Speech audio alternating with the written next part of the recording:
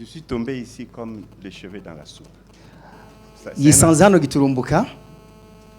C'est une assemblée vraiment nationale pour le fils du pays. Ni ikoraniro ridasanzwe ku bw'abana b'igihugu. Mais je devrais entrer à la mosquée tout à l'heure. Nagomba nje gusenga gato. Mais je suivais la conférence ici. Ndiko nkurikirana kino gikorwa hano. Alors, j'ai demandé à mon frère qui est à mes côtés Nabwiye umuvukanyi yari kumwe nanje de me traduire ce que le président parlait à propos des carburants. kugira ngo ansigurire ivyo umukuru w'igihugu ariko avuga ku bijanye n'ivy'igitoro. Je suis monsieur Blaise Ibonime, je suis congolais de la RDC. Yitwa Ibonime avuka mu gihugu kibanyi ca Congo. Mais je vis en Afrique du Sud où je suis directeur d'une société qui fournit les carburants. Aba mu gihugu ca Afrika y'Epfo aho arongoye ishirahamwe rijejwe kudandaza igitoro. Alors, quand je voulais entrer dans la mosquée, on m'a interprété ce que le président a dit. Aho yagomba yinjire mu musigiti gusenga bamusiguriye ivyo igikorwa umukuru w'igihugu ariko arakora hano. J'ai eu tellement mal. Nakumvise bimbabaje. Alors je me suis décidé de ne pas aller à la mosquée mais de venir ici. Naciye mfata ingo kutaja mu musigiti ariko nanye shure kuba hano hano. Heureusement, j'ai eu aussi accès. Dieu merci. Ni vyiza Imana ihabwe icubera ko ndonse akaryo ko kuvuga. Voilà. À propos des carburants, nous avons une solution. Kubijanye n'igitoro turafise inyishu. Elle est si simple. Cari ikintu gisanzwe. Cela dépend de la volonté des autorités. Ivyo bivana n'ubushake gusa bw'abatware. Je suis arrivé ici depuis le 14 novembre. Nashitse hano kuva itariki 14 z'ukwezi kwa11. Parce que j'ai appris dans deux voies, deux ondes les difficultés de carburant qu'il y a au Burundi. Kuko ninabonye ku binyamakuru ibijanye n'ikibazo c'igitoro mu gihugu cy'u Burundi. Personne ne m'avait invité. Nta numwe yigeze antumira. Je suis venu pour tenter ça. Naje kugira ngo nshe kugerageza ico gikorwa. Dès le départ, j'avais déjà préparé un navire qui était déjà à Luanda. Mu ntango ninateguye bato ubwato bwari ku kivuko ca Luanda muri Angola qui contenait à bord 30 000 métriques tonnes d'essence. Cari ubwo bwato bwe bufise metric tonne canke metro kibe 30 z'igitoro ca essence. Si les autorités pouvaient accepter, je vais bien amener les navires jusqu'à Dar es Salaam et servir la population avant les fêtes de bonne année. Iyo abatware banyemerera nari kukizana ku kivuko ca Dar es Salaam kugira ngo dushe guhimbaza umwaka mushasha mu munezero. Malheureusement, l'administration est telle qu'elle est, ça n'a pas pu avoir. Ariko sinarose bashaka kubimfasha ntivyagenze neza. Mais on n'a pas fini là-bas. Ariko ntitwahereje aho. Avec l'assistance de la SOPEBU, ndabifashijwemo na SOPEBU, nous avons négocié dans de très bonnes conditions twarayaze neza pour fournir le carburant à la population. Kugira ngo rushe kuzana igitoro ku bw'igihugu n'abanyagihugu. Puisque c'est une affaire de la population, je peux vous dire d'emblée quel a été le terme de paiement. Kuko ari gikorwa nokorera abenegihugu aho tugeze ubu ni ibijanye n'ukuriha gusa. Nous avons accepté de prendre 40% à la livraison. Twaremeye ko twohabwa gusa ibice 40% dushikanye igitoro. Donc 20% en dollars et 20% en francs burundais. Ibice 20% byo mu madolari, ibindi bice 20 byo mu mafaranga y'amarundi. Et les 60% restants, les gouvernements le payent après 3 mois. Hanyuma ibindi bice 30% byosigara leta ikabiriha inyuma y'amezi 3. C'est ça la solution que j'ai pu apporter pour la population. Iyo niyo ntererano yanje ninazanye kubwo abenegihugu.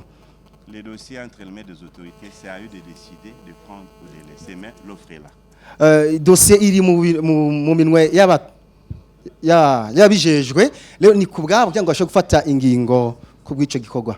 À part cela, atari ivyo, connaissant bien les difficultés de transport entre la Tanzanie et le Burundi, maze kumenya kandi kibazo kiri hagati y'ukunguruza igitoro mu Burundi na Tanzania, nous venons de signer un contrat avec Sinotrac pour nous fournir 150 véhicules à citerne entre la Tanzanie et le Burundi pour twasinye amasezerano n'ishiramo ry'abashinwa gitwa Sinotrac giduhe imodoka 150 zishobora gufasha mu kuzana ico gitoro.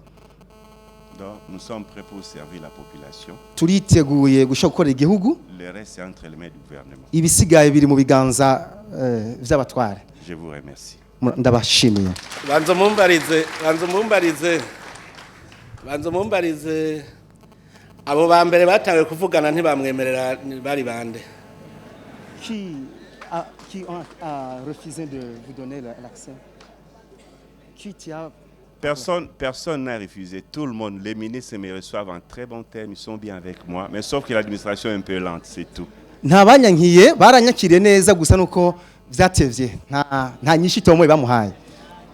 Si je prends mon téléphone, j'appelle le ministre Ibrahim, il me reçoit vraiment surtout. Il me reçoit très bien au téléphone. Umushikiranganji wa ajeje gitoro nadusigurira ingene vyagenze kugira bitebe. Que le ministre dise comment ça s'est passé la fin.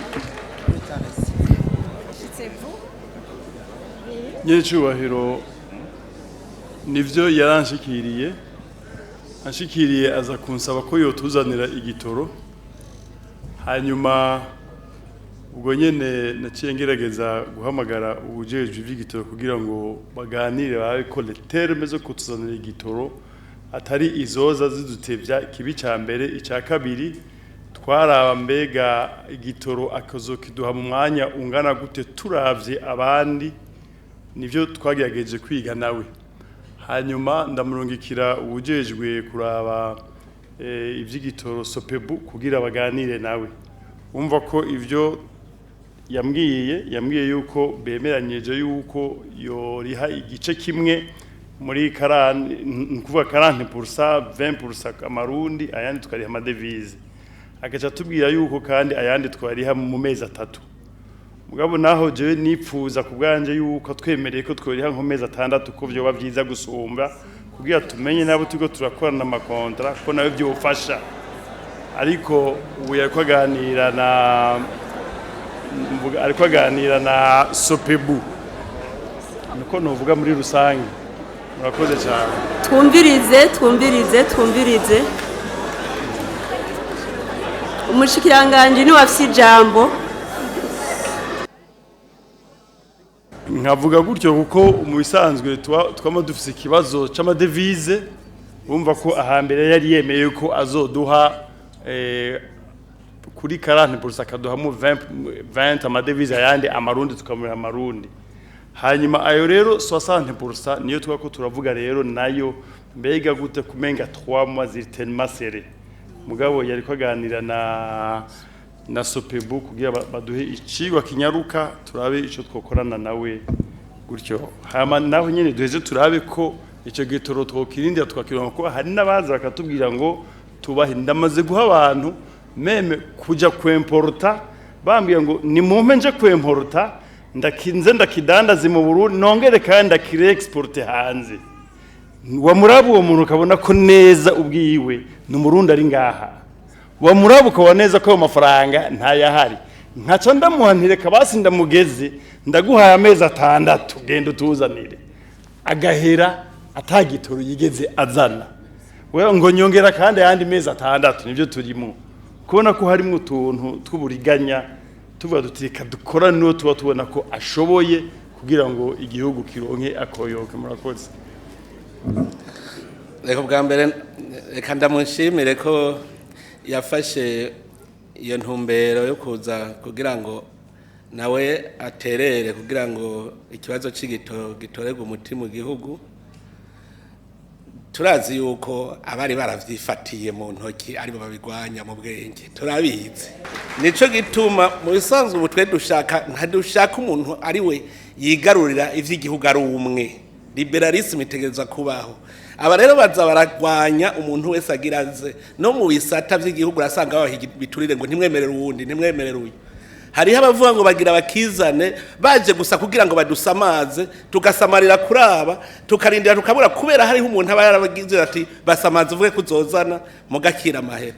Naganda abwire ko dushitse no kubihe bashaka kukubwira ngo we ni wajane igitoro mu Burundi ngo bazoguha ngahe akira ya mahera wo kungutse ntukijana akaguhenda gutyo kubera nababwiye ikibazo cy'ubutunzi ni ikibazo kirimo ingwano kandi igitoro n'amaraso y'igihugu. None rero reka ndamutera intege, ahubwo nibaza aho twobigira n'ingoga, hanyuma abo bandi bajeje kudusamaza badusamaze mugakazi igikorwa cyo turagikora.